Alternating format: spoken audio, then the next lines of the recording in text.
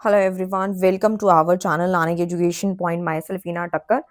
आज जो है हम लोग जो है गेस्ट पेपर लेकर आए हैं। सब्जेक्ट का नेम रहेगा स्ट्रैटेजिक मैनेजमेंट का, जिसका हमारा जो सब्जेक्ट कोड रहेगा वो मैं आप लोगों को बता देती हूँ, जिसका कोड है BMP 004। वाले बच्चे भी ये कर सकते हैं।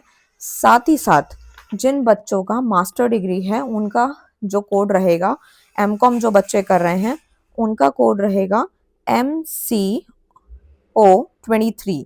ये सब्जेक्ट का जो नेम के कोड्स हैं जो इग्नू में है, BBA से हो, MBA MCOM से हो, तो ये जो सब्जेक्ट है इसके मोस्ट इंपॉर्टेंट क्वेश्चन आज हम लेकर आए हैं। सबसे पहले सब्जेक्ट के नेम पे ही हम चर्चा करेंगे कि स्ट्रैटेजिक मैनेजमेंट होता क्या है। ठीक है, उसके बाद ही हम इसके इंपॉर्टेंट क्वेश्चंस पे आ जाएंगे। ठीक है, लिमिटेड क्वेश्चंस हैं। ठीक है, 20 क्वेश्चन आप लोगों को नहीं करना जो सिर्फ पास होना चाहते हैं। टोटल 19 क्वेश्चन है, 19 में कोई भी 8 से 10 क्वेश्चन कर लेना, पास हो जाओगे। सब्जेक्ट का नेम है स्ट्रैटेजिक मैनेजमेंट। इसका मतलब क्या है? इसका मतलब होता है मैनेजमेंट का वर्ड तो आपने सुना ही होगा। मैनेज मतलब है मैनेज करना। ठीक है, किसी भी चीज को मैनेज करना, चाहे हमारे घर की एक किचन ही क्यों ना हो, उसे भी हम अगर ढंग से मैनेज करके रखते हैं तो हमें टाइमली हर एक चीज मिल जाती है। फॉर एग्जाम्पल, अगर हम अपनी किचन को अच्छे से समेट के अच्छे से मैनेज करके नहीं रखेंगे, लेट सपोज, तो आपने देखा होगा कि जब आपको सब्जी बनानी होगी तो आपको पता ही नहीं होगा कि कौन सा सामान जो है वो कहाँ पे पड़ा हुआ है। ठीक है, तो हम जो है सीक्वेंस है उस चीज़ को मैनेज करते हैं सो दैट हमें टाइमली चीज़ें मिल जाती हैं। तो हमें उसी तरीके से यहाँ पे ये समझने वाली बात है कि स्ट्रैटेजिक मैनेजमेंट एक is a comprehensive approach to planning, implementing and evaluating and controlling an organisation strategy to achieve its objective. कहने का मतलब ये, मैंने एक डेफिनेशन ये अपनी तरफ से बताई है। इसका मतलब है कि ये कॉम्प्रिहेंसिव अप्रोच है जिसको हम प्लान करते हैं, इम्प्लीमेंट करते हैं, इवैल्यूएट करते हैं, कंट्रोल करते हैं। किसी भी ऑर्गेनाइजेशन की स्ट्रैटेजी जो होती है वो इन सब पे प्रभावित होती है, यानी कि प्लानिंग पे, इम्प्लीमेंटिंग पे एंड इवैल्यूएटिंग पे एंड कंट्रोलिंग पे। ये चारों चीजें हमें करनी पड़ती है ऑर्गेनाइजेशन की स्ट्रैटेजी फिक्स करने के लिए, सो दैट हमारे जो गोल्स हैं, हमारे जो ऑब्जेक्टिव्स हैं, वो फुलफिल हो सके। It involve understanding the strategic position of an organisation. ये हमारी एक स्ट्रैटेजिक पोजीशन बताती है ऑर्गेनाइजेशन की। स्ट्रैटेजिक चॉइसेस जो होती हैं for the future and managing strategy in action. कहने का मतलब क्या हुआ? कहने का मतलब ही यही है कि ये, इससे हमें अंडरस्टैंड होता है कि स्ट्रैटेजिक पोजीशन क्या है ऑर्गेनाइजेशन की, कौन कौन से स्ट्रैटेजी चॉइसेस हो सकती हैं फ्यूचर के लिए, हम कौन कौन सी चॉइसेस ऑप्ट कर सकते हैं, एंड जो स्ट्रैटेजी को कैसे मैनेज किया जाएगा। ठीक है, इस प्रकार से हैं। अब हम इसके क्वेश्चन पे आते हैं। ठीक है, तो बेसिकली हमें इतना तो समझ आ ही गया है कि ये सब हम क्यों करते हैं, ताकि ऑर्गेनाइजेशन के जो उद्देश्य हैं वो पूरे हो सके, गोल्स जो हैं वो पूरे हो सके। इसीलिए हम ऑर्गेनाइजेशन की स्ट्रैटेजी जो है वो बनाते रहते हैं। Now come to the first question. What is PESEL analysis? Explain its step, feature, merit and demerits.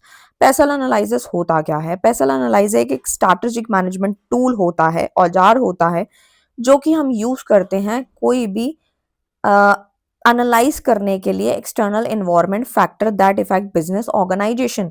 कि मान लो ये हमारी ऑर्गेनाइजेशन है, तो उसके जो एक्सटर्नल फैक्टर्स होते हैं वो इसको कैसे प्रभावित करते हैं। It help business understand the impact of political, क्योंकि क्योंकि आप लोगों ने जो है बिजनेस एनवायरनमेंट पढ़ा होगा, क्लास 11 से आप लोग पढ़ते आ रहे हो, तो उसमें आपने पढ़ा होगा कि जो हमारे एनवायरमेंटल फैक्टर होते हैं एक्सटर्नल यानी बाहर वाले, तो उसमें कौन कौन आता है। उसके अंदर हमारे पॉलिटिकल, इकोनॉमिक, सोशल, टेक्नोलॉजिकल, ये सारे फैक्टर्स आते हैं। यानी कि बिजनेस को अंडरस्टैंड कराने में मदद करता है कि political, economic, social, technological, legal, environmental factor का क्या इम्पैक्ट आ रहा है हमारे जो भी ऑर्गेनाइजेशन है और उसके ऑपरेशंस पे, और कैसे उसको डिसीजन मेक करना चाहिए। बेसिकली पेसल का यहाँ पे जो इन्होंने जो है दे रखा है, फुल फॉर्म बताया भी है। एंड इसके स्टेप्स क्या हैं? सबसे पहला स्टेप आता है कि भाई पेसल एनालिसिस करने का पहला स्टेप यही है कि फैक्ट आइडेंटिफाई फैक्टर्स, यानी कि हमें political, economic, social, technological, legal and environmental factors को पहचानो। दूसरा, इंफॉर्मेशन को इकट्ठा करना होता है, गैदर करना होता है, यानी कि रिलेवेंट डेटा को गैदर करो रिलेटेड टू एक्सटर्नल एनवायरनमेंट। यानी जो हमारा बाहरी वाला वातावरण होता है उससे रिलेटेड जितना भी रिलेवेंट डेटा है उसको इकट्ठा कर लीजिए। उसके बाद एनालाइज करना impact, study how this factor effect business activity, कि किस तरीके से बिजनेस की एक्टिविटी को ये प्रभावित करता है। नाउ उसके बाद आता है prioritise factor, determine most important factor influencing the organisation, यानी कि ये जो हमारे मोस्ट इंपॉर्टेंट फैक्टर्स होते हैं बेसिकली, यानी कि मोस्ट इंपॉर्टेंट फैक्टर को ये प्रभावित करता है, जो हमारे फैक्टर्स मैंने अभी बताए, एंड स्ट्रैटेजी को भी डेवलप करता है, यानी सुटेबल बिजनेस स्ट्रैटेजी प्रिपेयर करवाता है बेस्ड ऑन एनालिसिस। क्योंकि आपने अक्सर देखा होगा कि ज़रूरी नहीं है जब भी हम ऑर्गेनाइजेशन को चलाते हैं तो सिर्फ इंटरनल फैक्टर को ही देखेंगे, हम बाहरी फैक्टर्स को भी देखते हैं, सो दैट उससे भी हमारी बहुत सारी चीज़ें एनालाइज हो जाती हैं। हम बिजनेस की कुछ स्ट्रैटेजी बनाते हैं, पॉलिसीज बनाते हैं कि ये काम ऐसे ऐसे होगा, और बाहर क्या कंपटीशन चल रहा है, बाहर क्या एनवायरनमेंट चल रहा है, पॉलिटिकल फैक्टर्स हैं, सोशल टेक्नोलॉजी में क्या क्या बदलाव आ रहे हैं, उसके अकॉर्डिंग हमने कोई अपने प्रोडक्ट में चेंज कर दिया, या फिर सोसाइटी में लोगों की वांट्स इस तरीके से है तो हमने उसको जो है चेंज कर दिया, उस प्रोडक्ट में कुछ एडवर्टीजमेंट कर दी या फिर कुछ चेंजेस कर दिए, तो वो सारे फैक्टर हमें देखने पड़ते हैं जो कि एक्सटर्नल फैक्टर्स हैं। पैसल एनालिसिस के फैक्टर वही हैं जो मैंने आपको बताया। पॉलिटिकल फैक्टर्स में क्या आता है, जैसे गवर्नमेंट की पॉलिसीज आ गई, टैक्सेशन आ गया, पॉलिटिकल स्टेबिलिटी आ गई। अब आप लोग ये सोचोगे कि मैम हमें आप ये टैक्सेशन के बारे में क्यों पढ़ा रहे हो, तो देखो भाई, ऑर्गेनाइजेशन जो है वो अपना दरवाजा बंद करके भले ही काम करती है, लेकिन भारी फैक्टर से उसको लेना देना होता है। और अगर हम टैक्स वगैरह नहीं भरेंगे, ठीक है, टैक्स नहीं पे करेंगे सरकार को, गवर्नमेंट की पॉलिसीज पे काम नहीं करेंगे या फिर उनकी नहीं मानेंगे, उनके रूल्स नहीं मानेंगे, तो हम कभी भी आगे नहीं बढ़ सकते, हमारी ऑर्गेनाइजेशन पीछे रह जाएगी, क्योंकि हमारे पे बर्डन आ जाएगा और वो हम काम नहीं कर पाएंगे। इकोनॉमिक फैक्टर की बात करूं तो इन्फ्लेशन, महंगाई रेट जो है, इंटरेस्ट रेट की बात करूं, या बेरोजगारी है, इकोनॉमिक ग्रोथ है, ये भी हमारे पैसल एनालिसिस के फैक्टर्स हैं जो हमारे स्ट्रैटेजी बनाने में मदद करते हैं। सोशल फैक्टर में आता है जो समाज से, सोसाइटी से रिलेटेड है, जैसे कि education, population trend, lifestyle, culture, ये सब।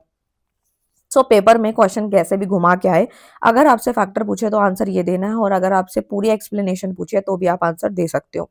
साथ ही साथ टेक्नोलॉजिकल फैक्टर आपको पता है रिलेटेड टू टेक्नोलॉजी होता है, जिसमें इनोवेशन होता है, ऑटोमेशन, रिसर्च एंड डेवलपमेंट आता है। लीगल के फैक्टर्स कौन से होते हैं, जैसे लेबर लॉ है, कंज्यूमर लॉ है, बिजनेस रेगुलेशन है, ये सारे कानूनी फैक्टर्स हैं जो कि हमारी स्ट्रैटेजी पॉलिसीज बनाने में भी हमें मदद करते हैं। साथ ही साथ इन्वायरमेंटल फैक्टर में आता है, जैसे पॉल्यूशन का बढ़ना, पॉल्यूशन है, इन्वायरमेंटल पॉलिसीज हैं जो हमारे वातावरण पे जो पॉलिसीज बन रही हैं, वो सब आता है। साथ ही साथ पैसल एनालिसिस के फायदे क्या हैं, तो सबसे पहला बेटर डिसीजन मेकिंग होती है, क्योंकि यहाँ पे बताया गया ये ऑर्गेनाइजेशन की मदद करता है कि आप इफेक्टिव स्ट्रैटेजी कैसे बना सकते हो, क्योंकि जब आपको सारी चीज़ों का ज्ञान है कि बाहर पॉपुलेशन, पॉल्यूशन कितना है, लेबर लॉ हो गया, ऑटोमेशन है, या बाहर क्या कल्चर ट्रेंड चल रहा है, क्या टेक्नोलॉजी चल रही है, तो आप एक बेटर डिसीजन ले सकते हो फ्यूचर के लिए, ठीक है। अब आपको मैं एक छोटा सा यहाँ पे एक एग्जांपल देना चाहती हूँ कि कोई ऑर्गेनाइजेशन है, आज आप सोशल मीडिया को देख लो, इंस्टाग्राम पे हर कोई रील बनाता है, हर कोई फेमस होना चाहता है, रीजन ही क्या है कि उन्हें लगता है कि ये बहुत आसान है और इन्फ्लुएंसर बनना बहुत आसान है, जस्ट फॉर एग्जाम्पल। तो आप सोचो कि हर कोई अवेयर हो चुका है, तो जो ऑर्गेनाइजेशन चला रहा है तो क्या वो अपनी स्ट्रैटेजी नहीं बनाता होगा, क्या उसको टेक्नोलॉजी से रिलेटेड चीजें नहीं आती, क्या उसे एआई के बारे में नहीं मालूम, हर कोई अवेयर है। सो अपॉर्चुनिटी जो है इससे हम पहचान सकते हैं, यानी कि डिटेक्ट कर सकते हैं फ्यूचर बिजनेस अपॉर्चुनिटी क्या क्या हो सकती हैं, रिस्क कैसे कम किया जा सकता है, क्योंकि एक्सटर्नल कुछ थ्रेट्स होते हैं जो हमें पहले से ही हैंडल करने होते हैं। ये वाले टॉपिक वो वाले बच्चे बहुत अच्छे से समझ पा रहे होंगे जिन्होंने बिजनेस एनवायरनमेंट को काफी अच्छे से पढ़ रखा है, वैसे मैंने इसके ऊपर ऑलरेडी वीडियो बना रखी है, और जिन्होंने क्लास 11th में अच्छे से पढ़ा था तो उनको और अच्छे से डेप्थ में समझ आ रहा होगा, बट जिन्होंने नहीं पढ़ी फिर भी मैं ऐसे पढ़ा रही हूँ कि समझ आ जाना चाहिए। सो प्लानिंग भी इससे इम्प्रूव होती है, यानी long term planning and forecasting में सपोर्ट होता है, क्योंकि आज हम जैसे एआई को हम मैं लेती हूँ, एआई का एग्जांपल लेती हूँ, तो ऑर्गेनाइजेशन को भी पता है कि टेक्नोलॉजी कितनी ज्यादा चेंज हो रही है। पिन इंटरेस्ट आप देख लो, हर कोई जो है उस पे जो है कोई भी लाइक कुशन कवर है, या फिर कोई बेडशीट है, या फिर कोई रूम डेकोर है, वो फटाफट से पिन इंटरेस्ट पे जाके चेकआउट कर लेता है। इनफैक्ट मैंने भी अपना वहाँ पे अकाउंट बनाया है, और मुझे पिक्चर्स वगैरह मैं अपलोड करती हूँ वाहिगुरु लूम्स के नाम से, क्योंकि मैं अपनी फैमिली के बिजनेस को ऑनलाइन जो है डिजिटली उनको कंटिन्यू कर रही हूँ, इसलिए मैंने वहाँ भी प्रोफाइल बना रखी है। सो हर कोई वहाँ पे जाके जो है आइडियाज लेता है, पिक्चर्स वीडियोस कलेक्ट करता है। सो इस प्रकार से तो बिजनेस के एनवायरनमेंट को अंडरस्टैंड करना, एंड बुराई क्या है, टाइम ज्यादा लग जाता है, क्योंकि ऑर्गेनाइजेशन इतने सारे फैक्टर्स पे काम कर रही है, भारी फैक्टर्स पे काम कर रही है, तो यानी कि इसको डिटेल डेटा कलेक्शन करना, उसको फिर एनालाइज करना, ये सारे पॉइंट्स आते हैं, ये इसकी एक बुराई है, क्योंकि कोई एक फैक्टर पे बात नहीं हो रही, भारी फैक्टर ही बहुत है, यानी कि मैंने अभी आपको बताया पॉलिटिकल है, सोशल है, लीगल है, इकोनॉमिक है, ये सारे फैक्टर को लेके चलते हैं तो टाइम तो लग ही जाता है। कॉम्प्लेक्स प्रोसेस है यानी डिफिकल्ट होता है थोड़ा एक्सटर्नल फैक्टर को एनालाइज करना क्योंकि फैक्टर बहुत सारे हैं और उनके अंदर भी सब पार्ट्स दिए गए हैं। फ्रीक्वेंट चेंज हो जाता है, एक्सटर्नल का वातावरण बहुत तेजी से तेज हो रहा है। आप खुद सोचो, आज इतना कंपटीशन है, हद से ज्यादा कंपटीशन है, ठीक है, जिसकी आपको बहुत अच्छे से नॉलेज भी होगी। इनफैक्ट कि आज आप कोई बिजनेस करते हैं, कहीं जाते हैं तो वहाँ कंपटीशन है, जॉब की प्रिपरेशन करते हैं तो आपके साथ कंपटीशन है। तो हर एक चीज का कंपटीशन है, इंफॉर्मेशन ओवरलोड हो जाती है, टू मच इंफॉर्मेशन में क्रिएट कंफ्यूजन, और ज्यादा इंफॉर्मेशन भी हमारे को कंफ्यूजन क्रिएट करवा देती है। सो आई होप आपको क्लियर है। नेक्स्ट क्वेश्चन जो आता है वो आता है हम लोगों का कि भाई external factor of evaluation matrix क्या होता है। सो एक्सटर्नल फैक्टर की मैं बात करूं तो वो एक स्ट्रैटेजिक मैनेजमेंट टूल है। फिर से वो एक स्ट्रैटेजी को मैनेज करने वाला टूल है। मैंने क्या बोला, ये एक ऐसा टूल है, ऐसा औजार है जो स्ट्रैटेजिक आता है, मतलब स्ट्रैटेजी बनाना, मतलब पॉलिसीज बना रहे हैं, उसको मैनेज करने का एक औजार है जो कि इवैल्यूएट कराता है एक्सटर्नल की अपॉर्चुनिटी पे क्या इम्पैक्ट आ रहा है और ऑर्गेनाइजेशन के थ्रेट्स वगैरह पकड़ता है।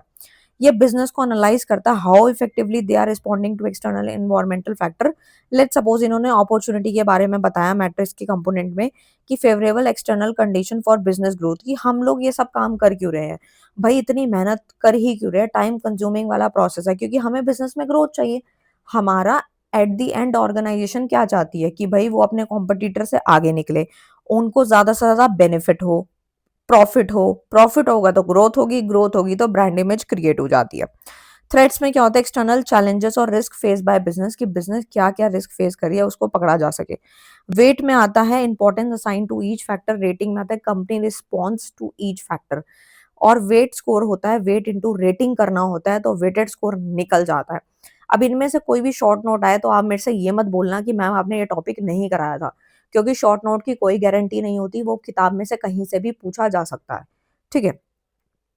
Step in preparing EFE matrix जो होता है उसको प्रिपेयर करने के कुछ यहाँ स्टेप दिए गए हैं। सबसे पहला, एक्सटर्नल फैक्टर को पहचानो, यानी मेजर अपॉर्चुनिटी एंड थ्रेड की एक लिस्ट बनानी होती है। असाइन वेट, हमें फिर वेट भी लेना होता है 0.0 से लेके 1.0 अकॉर्डिंग टू द इम्पोर्टेंस के हिसाब से यहाँ पे जो होता है। फिर रेटिंग होती है, असाइन की जाती है rating 1 to 4 based on company response के हिसाब से हम उसको रेटिंग करते हैं। Calculate weighted score multiply weight by rating है, यानी कि हमें वेट बाय रेटिंग को मल्टीप्लाई करना है और फाइनल स्कोर टोटल स्कोर निकलते हैं, सारे वेटेड स्कोर को जोड़ दो। टोटल में क्या होता है, सबको हमें जोड़ना होता है। ये एक स्टेप है जो आपको रट्टा ही मारना पड़ेगा क्योंकि स्टेप है ही एक्चुअल में ऐसा, ठीक है। सो इस प्रकार से यहाँ रेटिंग दी गई है। 4 रेटिंग का मतलब है सुपीरियर रिस्पॉन्स है, 3 का मतलब है अबव एवरेज है, 2 का मतलब एवरेज है और 1 का मतलब पुअर है, रिस्पॉन्स उसका पुअर है, ठीक है। तो इस हिसाब से इन्होंने कैलकुलेशन यहाँ पे करके दिखाई है, ठीक है। तो वो आप जो है अपने एग्जाम में भी करके दिखा सकते हो। सो नेक्स्ट आता है, वैसे तो ये आएगा नहीं लेकिन मैंने आपको बता दिया। सो discuss strategic groups and scenario planning क्या होता है। स्ट्रैटेजिक ग्रुप्स क्या होते हैं, ये एक ऐसे ग्रुप ऑफ फर्म्स होती है, यहाँ पे बहुत सारी फर्म होती है, एक फर्म नहीं है। ग्रुप ऑफ फर्म्स होती है with in the same industry, और इंडस्ट्री बिल्कुल सेम होती है, उसमें कोई बदलाव नहीं है। That follow similar business strategy, और वो सारे ही सेम इंडस्ट्री के सारे फर्म वाले लोग जो हैं, बिजनेस की स्ट्रैटेजी बिल्कुल सिमिलर होती है, बिल्कुल सेम होती है, सिमिलर प्रोडक्ट वो ऑफर करते हैं और सिमिलर मार्केट को भी टारगेट करते हैं, उनकी मार्केट भी बिल्कुल सेम होती है। एक एग्जांपल समझो तो अच्छे से समझ में आएगा, जैसे ऑटोमोबाइल इंडस्ट्री है, लग्जरी गाड़ी की जो कंपनी है वो BMW है, ऑडी भी है, मर्सिडीज भी है, फ्रॉम वन स्ट्रैटेजिक ग्रुप, ठीक है। तो इनको जो है यहाँ पे एग्जांपल दिया ऑटोमोबाइल इंडस्ट्री का, ठीक है। तो स्ट्रैटेजिक ग्रुप की बात करूँ तो सिमिलर स्ट्रैटेजी है, यानी कॉम्पिटिटिव मेथड को फॉलो कर रहे हैं, कंपनी टारगेट कर रही है सिमिलर कस्टमर्स को, similar quality pricing of product है, यहाँ पे competition is stronger with in the same group, ठीक है। सो इस प्रकार से यहाँ पे दिया है। इंपॉर्टेंस की बात करूँ स्ट्रैटेजिक ग्रुप की तो क्या होती है, यानी कि इंडस्ट्री कंपटीशन को एनालाइज करने में मदद करती है, ठीक है, यानी कि डायरेक्ट कॉम्पिटिटर को भी पहचानती है ये, स्ट्रैटेजिक डिसीजन मेकिंग में भी ये हेल्प करती है, और कंपनी अंडरस्टैंड मार्केट पोजीशन, क्योंकि कंपनी इसको ये भी पता लगाना होता है कि इसकी मार्केट पोजीशन कहाँ पे लाई कर रही है, डिसीजन कैसे मेक करना है, कौन कौन सी स्ट्रैटेजी में बदलाव करना है, कौन सी ठीक चल रही है, किस में बदलाव कर सकते हैं। डायरेक्ट कॉम्पिटिटर को पहचानो और वो क्या फैसिलिटी दे रहा है और हम क्या दे सकते हैं, सो इस पे ये बात होती है, ठीक है। सो उसके बाद आता है सिनेरियो प्लानिंग क्या होता है। Scenario planning strategy planning technique है जो कि प्रिडिक्ट करते हैं, use to predict and prepare for possible future situation और अनसर्टिनिटी। जब भी हम ऑर्गेनाइजेशन या बिजनेस में उतरते हैं तो जो आने वाले फ्यूचर में कोई भी अनसर्टिनिटीज है जो हो सकती है, हुई नहीं है वो, या फिर हम पहले से ही प्रिडिक्ट करके चलते हैं, उसको सिनेरियो प्लानिंग कहते हैं, नाम से भी क्लियर है। अब जैसे ना एग्जांपल से समझो तो ही समझ में आएगा। कंपनी में prepare separate strategy for economic growth, recession और टेक्नोलॉजिकल चेंजेस। आप देखो कि मान लो कि कुछ साल पहले क्या हुआ था कि कुछ बच्चे ऐसे हैं जिन्होंने सिविल इंजीनियरिंग करी थी, ठीक है, लेकिन उसके बाद क्या हुआ, थोड़े टाइम बाद रिसेशन आ गया, यानी कि उसका जो मतलब इम्पोर्टेंस थी वो उतनी नहीं रही जितनी पहले थी। तो यानी कि ये कुछ अनसर्टिनिटी है, ये तो मैंने एग्जांपल दिया किसी बच्चे का कि काफी बच्चों ने कर लिया था। ऐसी ऑर्गेनाइजेशन भी ये मान के चल सकती है कि भाई रिसेशन आ गया तो प्रोडक्ट चलने वाला नहीं है, ग्रोथ भी कम हो जाएगी, टेक्नोलॉजी भी बदल गई। तो ये मानने की वजह से हम पहले से ही प्रिडिक्शन लेके चलते हैं, सेपरेट स्ट्रैटेजी बना के चलते हैं कि इन फ्यूचर अगर हमारा प्रोडक्ट का रिसेशन रिसेशन आ जाता है या ग्रोथ नहीं होती या टेक्नोलॉजी बिल्कुल ही बदल जाती है और हमारा प्रोडक्ट डाउन चला जाता है तो हम क्या करेंगे। तो सबसे पहला क्या पॉइंट है, सिनेरियो प्लानिंग का स्टेप क्या है, सबसे पहला आता है कि इशू आइडेंटिफाई करना, यानी कि इंपॉर्टेंट बिजनेस कंसर्न को डिटरमाइन करो। फिर एक्सटर्नल फैक्टर को एनालाइज करो, वही भारी वाले फैक्टर को पता लगाओ कि बाहर चल क्या रहा है। मैंने आपको फिर बताया कि दुकान बंद करके काम हो सकता है लेकिन आंख बंद नहीं हो सकती, क्योंकि वो चीजें अगर आज हम इग्नोर कर देंगे तो हमारी ऑर्गेनाइजेशन किसी काम की नहीं है। जैसे टेक्नोलॉजी फैक्टर पे हमने ध्यान नहीं दिया, सोशल, अभी मैं आपको एक छोटा सा एग्जांपल देती। मान लो कि कोई कोई ऑर्गेनाइजेशन है जो कि अपना काम कर रही है, बहुत अच्छे से जो है सर्वाइव कर रही थी, बहुत टाइम पहले भी कर रही थी, आज भी कर रही है। लेकिन जिस हिसाब से टेक्नोलॉजी में बदलाव आ रहा है, लोगों की वांट्स चेंज हो रही हैं, एकदम से जो बिहेवियर चेंज हो रहा है बाइंग का, तो वो भी फैक्टर इम्पैक्ट डाल रहे हैं। अगर आज हम टेक्नोलॉजी को इग्नोर कर दे तो हम कहाँ ही सर्वाइव करेंगे इन फ्यूचर। सो कितने लोगों ने अपना बिजनेस को जो है वो ऑनलाइन कर लिया, करा ना। क्यों करा? क्योंकि उन्हें लगता है, उन्हें पता है कि चेंजेस जो हैं वो आ रहे हैं। सिनेरियो डेवलप होना यानी फ्यूचर सिचुएशन को जो है क्रिएट पॉसिबल फ्यूचर सिचुएशन है। इवैल्यूएट इम्पैक्ट यानी कि इफेक्ट ऑफ ईच सिनेरियो को एनालाइज करना। फॉर्मुलेट स्ट्रैटेजी यानी prepare plan for different future conditions, यानी सिनेरियो प्लानिंग के कुछ एडवांटेजेस हैं। सबसे पहला क्या आता है, help in dealing with uncertainty, कि हमारे को यहाँ पे फायदा ये है कि हम पहले से ही जो चीज़ प्रेडिक्ट करके चलते हैं या उसका बैकअप बनाकर चलते हैं या उसकी पॉलिसी बना के आज ही चलेंगे, तो जो आने वाली आपदा है, अनसर्टिनिटी है, उससे हम डील कर पाएंगे। स्ट्रैटेजी थिंकिंग भी इम्प्रूव होती है, लॉन्ग टर्म प्लानिंग में सपोर्ट मिलता है और जो हमारा फ्यूचर बिजनेस रिस्क है वो भी कम हो जाता है, क्योंकि हमने पहले से उसके बदले में कुछ ना कुछ तैयारी कर रखी है। नेक्स्ट आता है लिमिटेशन। टाइम कंज्यूमिंग है, क्योंकि यहाँ पे डिटेल एनालाइज ज़रूरी होता है, क्योंकि हम एक दिन में प्लानिंग नहीं कर सकते। अनसर्टेन प्रेडिक्शन जो होती हैं वो कई बार एग्जैक्टली सही भी होती है, कई बार जो है वो सही नहीं भी होती। कॉम्प्लेक्स प्रोसेस है, प्रिपेयर करना पड़ता है, मल्टीपल सिनेरियो डिफिकल्ट होते हैं।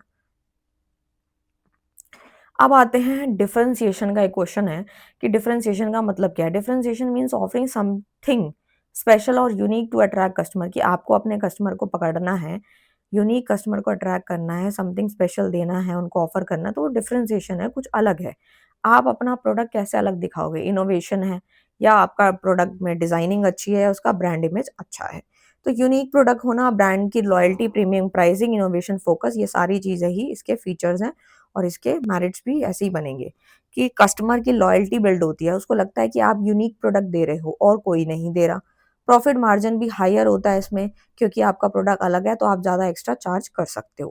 कंपटीशन भी कम होता है और ब्रांड इमेज भी स्ट्रांग होती है। साथ ही साथ इसकी बुराई क्या है, बुराई की मैं अगर बात करूं तो बुराई है इसकी हाई कॉस्ट होती है, क्योंकि हैवी इन्वेस्टमेंट करनी पड़ती है इनोवेशन एंड मार्केटिंग पे। पैकेजिंग करोगे अच्छे से, यूनिक प्रोडक्ट लेकर आओगे तो वो महंगा तो होगा ही, सस्ता तो नहीं होने वाला। इमिटेशन का रिस्क होता है कॉम्पिटिटर में कॉपी प्रोडक्ट फीचर। ये बात तो सच है कि आपका कॉम्पिटिटर आपको कॉपी करता है, और मैं खुद ये चीज़ बोल रही हूँ कि मैं अभी आपको पढ़ा रही हूँ, मुझे 3 से 4 साल होने वाले हैं, मैं पढ़ा रही हूँ ऑफलाइन। मतलब मेरे को ऑफलाइन तो बहुत टाइम हो गया, लेकिन कोविड के बाद से मैं आप लोगों को पढ़ा रही हूँ। जो बच्चे ग्रेजुएशन करके मास्टर में आ गए होंगे उन्हें पता होगा कि मैं इतने टाइम से वीडियोस बना रही हूँ। आज मैं यूट्यूब खोल के देखती हूँ तो इतने सारे लोग आ गए हैं जो कि वीडियो बना रहे हैं, आता जाता उनको कुछ नहीं है, सिर्फ और सिर्फ कॉपी कंटेंट है। ठीक है, तो क्या है, आपकी सर्विस को उन्होंने कॉपी किया है। बच्चों को समझ ये नहीं आता है, क्योंकि हमें समझ में आ रहा है कि वो वही क्वेश्चन होते हैं। मैं बता नहीं सकती मैं नाम क्या लूँ, एक चैनल नहीं है, ऐसे हज़ारों हज़ारों भी नहीं बोलूँगी, होंगे 5-7 चैनल होंगे, 5-7 भी अब मुझे नहीं पता, कुछ तो मुझे दिखते ही नहीं होंगे। ऐसे-ऐसे चैनल हैं, हमारे क्वेश्चन उठा लेते हैं, ठीक है? आंसर भी उठा लिया, ठीक है? और क्वेश्चन को आगे-पीछे कर दिया। कोई-कोई जो चैनल ऐसे हैं, जिन्होंने क्वेश्चन भी नहीं बदले, वही सीक्वेंस में पढ़ा रहे हैं और बच्चों को लग रहा है कि वो मेहनत कर रहे हैं। मेहनत कुछ नहीं है, कॉपी पेस्ट का कंटेंट है सारा। क्योंकि जब हम चैनल पे कुछ भी कोड डाल के सर्च करते हैं, वीडियो सबसे टॉप पे आती है, वही टॉपिक उठा के वो डाल देते हैं, ठीक है? मेहनत उनकी कुछ नहीं है। कंटीन्यूअस इनोवेशन नीडेड है, कंपनीज़ मस्ट रेगुलरली इम्प्रूव। हम भी सोचते हैं चलो कोई नहीं, कॉपी करने दो, कब तक करेंगे देखते हैं। कंटीन्यूअसली इनोवेशन नीडेड, यानी company must regularly improve product. Company जो है रेगुलरली अपने प्रोडक्ट को इम्प्रूव कर रही है। सो आई होप आपको क्लियर है।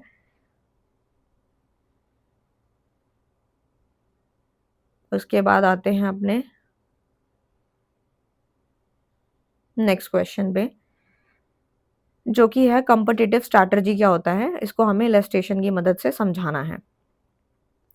कॉम्पिटिटिव स्ट्रैटेजी क्या है, एक लॉन्ग टर्म प्लान होता है जो कि अडॉप्ट कौन करता है, बिजनेस करता है, ताकि इन फ्यूचर मार्केट में वो लॉन्ग टाइम तक चल सके और बिजनेस में गेन प्राप्त कर सके, प्रॉफिट हो और कस्टमर भी अट्रैक्ट होते हैं, मार्केट पोजीशन भी इंप्रूव होती है और हायर प्रॉफिटेबिलिटी इससे अचीव होती है। तो यानी कॉम्पिटिटिव स्ट्रैटेजी का मतलब ही यही है, the method used by a company to compete successfully in the market. यानी कि ऐसा मेथड अडॉप्ट करना जिससे कंपनी क्या कर सके, कम्पीट कर सके सक्सेस। सो हमने ये तो समझ लिया कि कॉम्पिटिटिव स्ट्रैटेजी एक्चुअल में है क्या। तो यहाँ पर जो है ना, इन्होंने जो बताया है, according to the Porter there are mainly 3 competitive strategies होती हैं, जैसे कि कॉस्ट लीडरशिप स्ट्रैटेजी होती है, एक डिफरेंशिएशन स्ट्रैटेजी होती है और एक होता है फोकस स्ट्रैटेजी। तो यहाँ पे हमें ये समझने वाली बात है कि कॉस्ट लीडरशिप स्ट्रैटेजी है क्या? यानी कंपनी ऑफर कर रही है प्रोडक्ट लोअर कॉस्ट पे देन कॉम्पिटिटर, कॉम्पिटिटर से कम प्राइस पे वो दे रही है, उसे हम बोलते हैं cost leadership strategy. Differentiation strategy का मतलब है कंपनी ऑफर यूनिक प्रोडक्ट और सर्विसेज, यानी कंपनी ने ऑफर करा है एक यूनिक प्रोडक्ट और सर्विस, ठीक है। फोकस स्ट्रैटेजी का मतलब है company target a specific market segment, यानी कंपनी ने किसको टारगेट किया है, एक स्पेसिफिक मार्केट सेगमेंट को, कि हाँ ये हमारी एक्चुअल ऑडियंस हो सकती है, तो वो फोकस स्ट्रैटेजी है। डिफरेंशिएशन ने बोला कि यूनिक प्रोडक्ट दे रही है और कोई नहीं दे रहा, ये सर्विस जो है वो यही दुकानदार दे रहा है, यही ऑर्गेनाइजेशन दे रही है और कोई नहीं दे रहा है, क्योंकि नाम से भी क्लियर है, ठीक है। तो इस प्रकार से जो आप लिख सकते हैं। नेक्स्ट क्वेश्चन आता है, what are the different dimension which needs to be consider while formulating a competitive strategy. तो यहाँ पर जो पॉइंट आता है वो कॉम्पिटिटिव स्ट्रैटेजी तो हमने समझ ली थी, लेकिन इसके डायमेंशन समझो। डायमेंशन बोलता है कि इंडस्ट्री को एनालाइज करो कि इंडस्ट्री में क्या चल रहा है। इंडस्ट्री के अंदर बहुत सारी फर्म्स आती हैं, इतना तो मैं मान के चलती हूँ कि आपको पता होगा। सो अंडरस्टैंडिंग कंपटीशन, हमें कंपटीशन को समझना है, मार्केट के स्ट्रक्चर को समझना है एंड इंडस्ट्री के ट्रेंड को भी समझना है। कस्टमर की नीड क्या है, यानी कस्टमर का प्रेफरेंस को पहचानो, एक्सपेक्टेशन को पहचानो एंड बाइंग बिहेवियर को भी पहचानना पड़ता है कि किस प्रकार से जो है कस्टमर का बाइंग बिहेवियर है, वो कितने समय में या कब सामान ले सकता है, इतने रुपए में ले सकता है।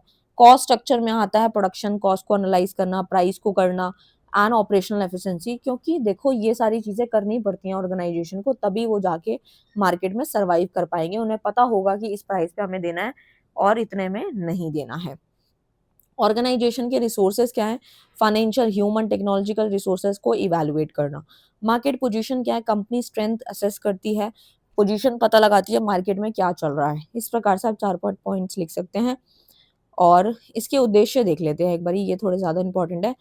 तो देखो भाई, कॉम्पिटिटिव स्ट्रैटेजी के इंपॉर्टेंस जो है, ऑब्जेक्टिव जो है, क्योंकि फीचर मैं इसलिए नहीं बता रही क्योंकि ये जो मैंने अभी पढ़ाया वो सारे फीचर्स में आप लिख सकते हो। सो कॉम्पिटिटिव स्ट्रैटेजी का ऑब्जेक्टिव है कि मार्केट शेयर इससे इंक्रीज होता है, कस्टमर भी सेटिस्फाई रहता है, प्रॉफिटेबिलिटी बढ़ती है, ब्रांड इमेज बढ़ती है, कॉम्पिटिटिव पोजीशन भी सही रहती है।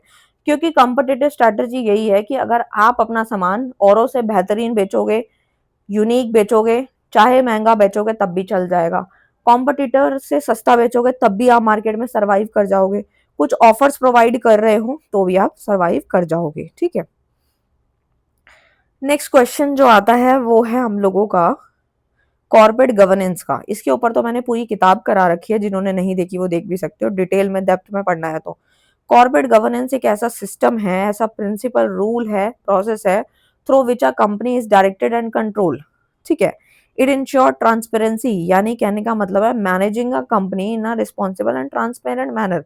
कॉर्पोरेट गवर्नेंस का मतलब है मैनेजिंग अ कंपनी, कंपनी को मैनेज करना एक रिस्पॉन्सिबल और ट्रांसपेरेंट मैनर में, वो कॉर्पोरेट गवर्नेंस है, ठीक है। जो कि हमारे शेयर होल्डर के इंटरेस्ट को प्रोटेक्ट करती है, एम्प्लॉय को, कस्टमर को, इन्वेस्टर को, सोसाइटी को, सबको एक साथ लेके चलती है और उनको प्रोटेक्शन देती है। आई होप आपको क्लियर है। इसके फीचर्स क्या हैं? सो फीचर है शेयर होल्डर ओरिएंटेड अप्रोच है, प्रॉफिट इससे बढ़ती है, बोर्ड ऑफ डायरेक्टर का रोल भी स्ट्रांग होता है, ओनरशिप एंड मैनेजमेंट में सेपरेशन भी देखने को मिलती है, ठीक है। तो इस प्रकार से है क्योंकि कंपनी को सही ढंग से मैनेज करना एक रिस्पॉन्सिबल और एक ट्रांसपेरेंट मैनर में, जिसमें कुछ भी छुपाया नहीं जाता, जैसे transparency, accountability, fairness, ethical management in business operation, यानी कुछ भी छुपाना नहीं है, ठीक है। हर चीज जो है शो कर देनी है, कुछ भी हाइड नहीं करना है। नेक्स्ट आता है आप लोगों का स्टेबिलिटी स्ट्रैटेजी क्या होती है। सो बेसिकली स्टेबिलिटी स्ट्रैटेजी की अगर मैं बात करूं तो वो हमारी ऑर्गेनाइजेशन को हेल्प करती है maintain the current market position and avoid unnecessary के रिस्क के सॉरी अननेसेसरी के जो रिस्क होते हैं उससे ये हमें बचाती है। क्योंकि देखो भाई ऑर्गेनाइजेशन में भी रिस्क है, जैसे मैंने एक्सटर्नल फैक्टर्स बताया, ठीक है। कोई रिसेशन आ जाता है या फिर आपको लगता है कोई पेंडेमिक आ जाता है, कोई भी सिचुएशन आ जाती है, तो उससे ये इसको बचाएगा, क्योंकि स्टेबिलिटी स्ट्रैटेजी है जो कि ऑर्गेनाइजेशन को करंट मार्केट पोजीशन मेंटेन करना सिखाती है एंड रिस्क से बचाती है। ऑपरेशनल कॉस्ट प्रोवाइड करती है, excessive dependence on stability may reduce growth opportunity and innovation. Company should adopt this strategy according to the market condition. और कंपनी क्या करती है, इस स्ट्रैटेजी को अडॉप्ट करती है ताकि जो मार्केट की कंडीशन है या ऑर्गेनाइजेशन के ऑब्जेक्टिव्स हैं वो भी पूरे किए जा सके, ठीक है। सो नेक्स्ट आता है स्ट्रैटेजिक कंट्रोल क्या है, ठीक है। कंट्रोल में क्या होता है कि इवैल्यूएटिंग होती है and monitoring strategy to ensure organisation objective are achieve effectively. कि भाई अगर मान लो ये ऑर्गेनाइजेशन है, इसके गोल जो हैं वो उद्देश्य जो हैं वो अगर पूरे हो रहे हैं टाइमली तो ठीक है, और नहीं हो रहे तो सही टाइम पे डिसीजन भी लेना स्ट्रैटेजिक कंट्रोल में आता है। कि जो गड़बड़ हो रही है या जो प्लान्स पूरे नहीं हो रहे या जो पॉलिसी इंप्लीमेंट नहीं हो रही उसको सही ढंग से पूरे तरीके से जो है स्ट्रैटेजी को वर्क करवाना, वर्क प्रॉपरली, ठीक है। और जो नहीं हो रही उसको कंट्रोल में लेकर आना, ठीक है। सो यहाँ पे एक डिफरेंस है operational control and strategic control का। स्ट्रैटेजिक कंट्रोल तो आप समझ ही गए होंगे, कंट्रोल करती है लॉन्ग टर्म स्ट्रैटेजी, जो लंबे समय के लिए स्ट्रैटेजी बनाई गई है उसको कंट्रोल करना, जो सही से लागू नहीं हो पा रही है। लेकिन ऑपरेशनल में, ऑपरेशन मतलब डे टू डे एक्टिविटी को कंट्रोल करना, जो सही से नहीं हो रही उसको ढंग से कंट्रोल करना। ये रूटीन ऑपरेशन होती हैं, ये स्ट्रैटेजी ऑब्जेक्टिव के अचीवमेंट्स हैं। ये शॉर्ट टर्म है, ये लॉन्ग टर्म है, ये मिडिल एंड लोअर मैनेजमेंट की जिम्मेदारी है और ये टॉप की है, क्योंकि ये बड़ा लेवल का काम है और ये छोटे लेवल का काम है। डे टू डे और लॉन्ग में फर्क होता है, ठीक है। एग्जाम्पल समझो, जैसे प्रोडक्शन को कंट्रोल करना, क्वालिटी कंट्रोल करना, क्वालिटी को सही ढंग से कंट्रोल करेंगे तो वो डे टू डे एक्टिविटी है। मार्केट को कैसे एक्सपैंड करना है, ये स्ट्रैटेजी का रिव्यू करना कि वो ढंग से काम कर रही है या नहीं कर रही है। नेक्स्ट पे आते हैं बैलेंस स्कोर कार्ड। वैसे तो मैंने आपको ऊपर स्कोर कार्ड पढ़ा दिया है तो उसी से लगभग रिलेटेड है। नेक्स्ट पे आते हैं एक्सटर्नल, बता चुकी हूँ आप लोगों को इन्वायरमेंट, बस एक डिफरेंस देख लो इसका। एक्सटर्नल मैंने बताया वो वाले फैक्टर जो ऑर्गेनाइजेशन के बाहर वाले हैं, इंटरनल का मतलब होता है वो फैक्टर जो ऑर्गेनाइजेशन के अंदर हैं, ठीक है। अच्छा, मोस्टली कंट्रोल बाय मैनेजमेंट, और ये जनरली अनकंट्रोलेबल है, जिसको आप कंट्रोल नहीं कर सकते। जैसे बाहरी, अब सरकार ने अपनी कोई लॉ कानून बना दिया, आपका कोई बस चलेगा उसमें नहीं, क्योंकि वो एक्सटर्नल है। लेकिन मान लो यहाँ पे अब इंटरनल के अंदर मान लो आपका कोई वर्कर एम्प्लॉय अच्छे से काम नहीं करा तो आप उसको बाहर निकाल सकते हो, उससे अच्छे से काम भी करवा सकते हो और डिसीजंस भी ले सकते हो। तो एक बार इनके एग्जांपल देखते हैं। देखो, कंपनी की पॉलिसी हाँ आप चेंज कर सकते हो, एम्प्लॉय के रिलेशन भी आप जो है ठीक कर सकते हो, मार्केट का कंपटीशन आप इसको ठीक नहीं कर सकते, आपको अपने आप को बदलना पड़ेगा। गवर्नमेंट के लॉज मैंने जो अभी एग्जांपल दिया है। कंपोनेंट देखो, एम्प्लॉय कल्चर, फाइनेंस, मैनेजमेंट, ये सब आता है इसमें। पॉलिटिकल, इकोनॉमिक, सोशल, टेक्नोलॉजिकल, वही जो मैंने आपको पढ़ाया था वही सब आता है। तो ये आपके इंटरनल मैनेजमेंट को इम्प्रूव कर सकती है, पर ये आपको एक्सटर्नल चेंजेस को आपको अडेप्ट करना ही पड़ेगा। मार्केट में अगर टेक्नोलॉजी चेंज हो रही है तो आपको भी अपने आप को बदलना पड़ेगा। सो एक्सटर्नल फैक्टर्स है, ठीक है। एक डिफरेंस है हॉरिजॉन्टल इंटीग्रेशन एंड वर्टिकल का। सो बेसिकली जो हॉरिजॉन्टल इंटीग्रेशन होता है वो क्या है, combination of firm at same stage of production, यानी कि यहाँ पे कॉम्बिनेशन होता है फर्म का, सेम स्टेज ऑफ प्रोडक्शन होता है लेकिन combination of firm at different stage of production, यहाँ पे सेम होता है और यहाँ पे डिफरेंट होता है। पहले एग्जांपल पे आऊंगी, उसके बाद आऊंगी मैं बाकी पॉइंट्स पे। फेसबुक एक्वायर करता है इंस्टाग्राम, फेसबुक ने एक्वायर कर लिया इंस्टाग्राम को, ये क्या है, ये हमारा हॉरिजॉन्टल इंटीग्रेशन है, यानी कॉम्बिनेशन हो गया फर्म का, सेम स्टेज है प्रोडक्शन की, सेम इंस्टाग्राम एंड सेम ही फेसबुक। उसके बाद आता है वर्टिकल, वर्टिकल मतलब है Reliance controlling production to retail chain, मतलब रिलायंस ने कंट्रोल किया प्रोडक्शन को टू रिटेल चेन, ठीक है। अच्छा, अब आते हैं इसके बाकी पॉइंट्स पे। तो हॉरिजॉन्टल इंटीग्रेशन का उद्देश्य क्या है, इसका उद्देश्य मार्केट शेयर बढ़ जाए और कंपटीशन कम हो जाए, तभी ये चीज की गई है, तभी उसने उसको एक्वायर करा। Expansion with in same business activity, but यहाँ पे जो होता है वो बैकवर्ड फॉरवर्ड एक्टिविटी को एक्सपेंड करने के लिए है, इसमें कंट्रोल ओवर सप्लाई चेन को गेन करने के लिए है। इसमें फोकस किया जाता है कॉम्पिटिटर पे और इसमें सप्लाई और डिस्ट्रीब्यूटर पे फोकस डाला जाता है, ठीक है। इतना आप लिख सकते हैं, मैरिड डीमैरिड उसी में से बन जाएंगे। नेक्स्ट पे आते हैं, जो कि हमारा स्ट्रैटेजिक अलायंस क्या होता है। स्ट्रैटेजिक अलायंस एक एग्रीमेंट है, दो या दो से ज्यादा कंपनीज जो होती हैं वो एक साथ मिलकर काम कर रही हैं कॉमन बिजनेस के उद्देश्य पूरे करने के लिए और इंडिपेंडेंट ऑर्गेनाइजेशन चलाने के लिए। जैसे कॉर्पोरेटिव का नाम सुना होगा, corporative partnership between business and mutual benefit, यानी कॉर्पोरेटिव पार्टनरशिप हुई है म्यूचुअल बेनिफिट के लिए, ठीक है। जैसे स्टारबक्स हो गया एंड टाटा ग्रुप हो गया, ठीक है, अलायंस करके लिखा होता है स्टारबक्स के नीचे, आपने देखा होगा। Apple and IBM technology alliance हो गया। तो ये मिलके काम कर रही हैं अपने फ्यूचर बेनिफिट के लिए एंड फ्यूचर म्यूचुअल बेनिफिट के लिए, ठीक है। तो ये आप लिख सकते हैं। नोकिया का, सोनी का, आप कोई भी एग्जांपल दे सकते हो, जरूरी नहीं है जो मैंने दिया वही देना है आपको। इसके फायदे क्या हैं, इसका फायदा यही है कि न्यू मार्केट एसेस हो जाती है, टेक्नोलॉजी एंड रिसोर्सेज शेयर हो जाते हैं आपस में, ठीक है। वो अपना दिमाग देगा, वो अपना देगा, बिजनेस रिस्क कॉस्ट भी रिड्यूस हो जाता है और इनोवेशन एंड कंपटीशन भी इंप्रूव होता है, ठीक है। नेक्स्ट पे आ जाते हैं वैल्यू एंड एथिक्स के ऊपर, ठीक है। एक मिनट। वैल्यू एंड एथिक्स जो है ऑर्गेनाइजेशन को मदद करता है कि काम ऑनेस्टी के साथ होना चाहिए, फेयरली और रिस्पॉन्सिबल होना चाहिए। ऐसा नहीं कि अपने फायदे के लिए एम्प्लॉय को लूट के बेच के खा जाओ, वो काम नहीं होना चाहिए, उसके साथ धोखाधड़ी करना। क्योंकि ये क्वेश्चन हमेशा हर किताब में आता है जहां जहां हम बिजनेस पढ़ते हैं। इससे होता क्या है, एक तो ट्रस्ट बिल्ड होता है कस्टमर के प्रति, ठीक है, कॉन्फिडेंस आता है और रेपुटेशन इंप्रूव होती है, एम्प्लॉय भी सेटिस्फाई रहता है, लॉन्ग टर्म सक्सेस मिल जाती है क्योंकि कस्टमर खुश हो जाता है, उसे लगता है कि मेरे साथ कोई धोखाधड़ी नहीं हो रही है। सो इस प्रकार से आप लिख सकते हैं इसको। इतने पॉइंट सफिशिएंट है, इतने में मैरिट्स बन जाएंगे। Now come to the next question, जो कि लीडरशिप के ऊपर है। लीडरशिप क्या है, लीडरशिप मतलब है लीड करना। एबिलिटी होती है individual to influence, guide, motivated, direct people towards achieving organisation goal objective, कि अगर ऑर्गेनाइजेशन के अंदर कोई इंप्लॉई आ रहा है तो उसको लीड करना, उसको अच्छे से समझाना, गाइड करना और प्यार से बात करना, तो वो जो है ऑर्गेनाइजेशन के गोल अचीव करवा देता है।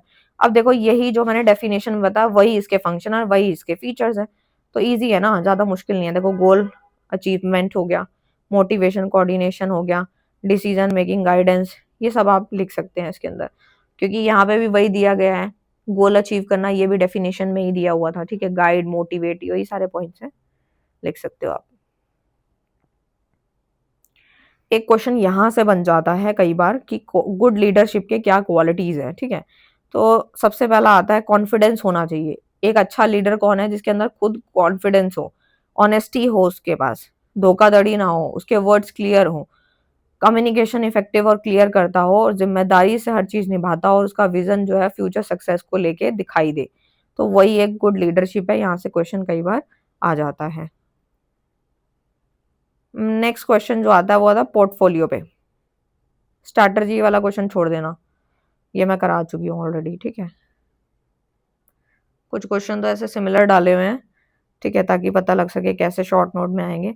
पोर्टफोलियो एनालिसिस क्या है? एक स्ट्रैटेजिक मैनेजमेंट टूल है, औजार है, जो कि हमारे ऑर्गेनाइजेशन में चीज़ों को इवैल्यूएट करने में, मैनेज करने में, डिफरेंट बिजनेस यूनिट्स, प्रोडक्ट को लेके या इन्वेस्टमेंट को लेके मदद करता है कि कैसे-कैसे काम होना चाहिए, कितनी इन्वेस्टमेंट करनी है, क्या रिसोर्सेज यूज़ करने हैं, कितना करना है, ताकि हमारी ग्रोथ और प्रॉफिटेबिलिटी होती रहे।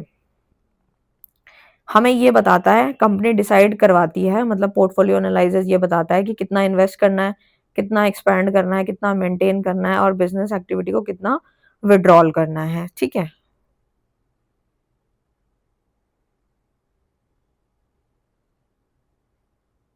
ठीक है, ये है। तो इसके कुछ इंपॉर्टेंस है। स्ट्रैटेजिक बिजनेस डिसीजन में ये हेल्प करता है, रिसोर्सेज भी एलोकेट कराता है, ग्रोथ अपॉर्चुनिटी आइडेंटिफाई करता है, बिजनेस में जो होने वाले रिस्क होते हैं उसको ये पकड़ लेता है, प्रॉफिटेबिलिटी एंड कॉम्पिटिटिवनेस भी इनहांस करता है। कुछ पॉइंट तो ऐसा सिमिलर से हैं, रट के चले जाना, वही लिख देना, स्ट्रैटेजी वाला रहने दो, ये मैंने ऑलरेडी बहुत अच्छे से एक्सप्लेन करा है आपको। स्ट्रैटेजिक मैनेजमेंट भी उसी तरीके का है जो मैं ऊपर कराया है। फर्स्ट जब मैं आपको पढ़ा रही थी तो यही पढ़ाया मैंने, डेफिनेशन यहीं से स्टार्ट करी थी जो आपको बताई थी कि स्ट्रैटेजी मैनेजमेंट क्या होता है, क्या-क्या प्लानिंग होती है, वो सब मैंने आपको बताया।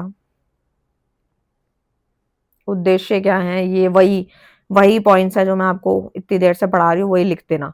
वही सिमिलर है कि भाई ऑर्गेनाइजेशन के मिशन को पहचानो, एनवायरनमेंट एनालाइज करो, गोल सेट करो, वही पॉइंट्स मैं मतलब लिटरली बता रही हूँ, बार-बार वही पॉइंट्स आ रहे हैं, तो आप लिख सकते हैं।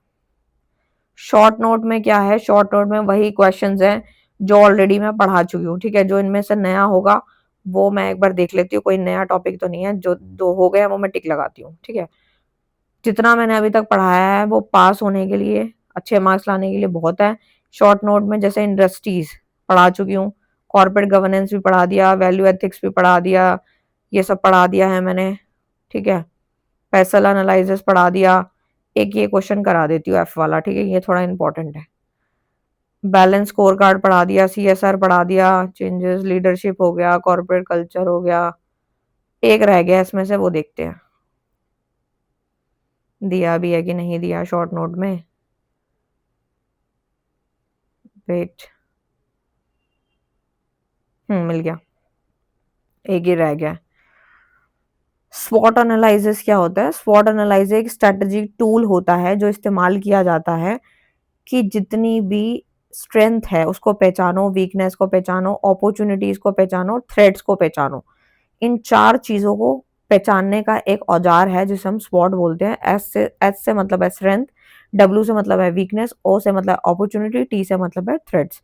अब ना इन दोनों को ना कैटेगरी में बांटा गया है। इंटरनल फैक्टर में आते हैं एस डब्ल्यू यानी कि strengthen and weakness. External factor जो होता है वो अपॉर्चुनिटी और थ्रेट्स होते हैं जो बाहरी फैक्टर्स होते हैं, ठीक है। कंक्लूजन की बात करें तो इसके अंदर बताया गया है स्वॉट एनालिसिस जो है ऑर्गेनाइजेशन को कि इफेक्टिव बिजनेस स्ट्रैटेजी को फॉर्मुलेट करने के लिए बनाया गया है, ताकि हम जो है ऐसे औजार का इस्तेमाल करें जिससे हमें ये स्ट्रेंथ, वीकनेस, अपॉर्चुनिटी, थ्रेट्स को हम पकड़ सके, उसको पता लगा सकें, ठीक है। ताकि इन फ्यूचर जो दिक्कतें हैं या कोई अपॉर्चुनिटी अगर हमें नहीं समझ में आ रही है या थ्रेट्स रिस्क है वो भी हम पकड़ सकें। तो ये सब चीजें, पैसल एनालिसिस तो मैंने ऊपर पढ़ाई दी है, स्कोर कार्ड सीएसआर पढ़ा दिया आपको। ये वाला भी एक छोटा सा टॉपिक है, वैसे तो पढ़ा होगा आपने सीएसआर तो, कि भाई कॉर्पोरेट सोशल रिस्पॉन्सिबिलिटी क्या होती है। तो कॉर्पोरेट सोशल रिस्पॉन्सिबिलिटी सीएसआर जो होती है refer to business responsibility towards society and environment, कि बिजनेस की ही जिम्मेदारी है किसके प्रति? सोसाइटी के प्रति और वातावरण से रिलेटेड। अब ये इसलिए है कि भाई जब भी हम बिजनेस करेंगे या ऑर्गेनाइजेशन में कुछ भी काम करेंगे तो समाज को, सोसाइटी को, वातावरण को साथ लेके चलना है। यानी कि कुछ ऐसा काम नहीं करना कि जिससे पॉल्यूशन हो, जिससे कि हमारी सोसाइटी नाराज हो या उसको दिक्कत आए। तो सीएसआर की एक्टिविटीज बताई गई हैं, एजुकेशन है, हेल्थ केयर है, इन्वायरमेंट को प्रोटेक्ट करना है, ये नहीं कि बस पोल्यूशन पोल्यूशन फैलाना है, ठीक है। तो सीएसआर अगर अच्छा होता है, हम उस पर काम करते हैं तो कंपनी की इमेज अच्छी होती है, सस्टेनेबल डेवलपमेंट भी प्रमोट होता है। बाकी तो मैंने आपको सब कुछ करवा ही दिया, कुछ भी नहीं छोड़ा मैंने, और सारे क्वेश्चंस करवा दिए हैं। All the best for your exam, thank you so much.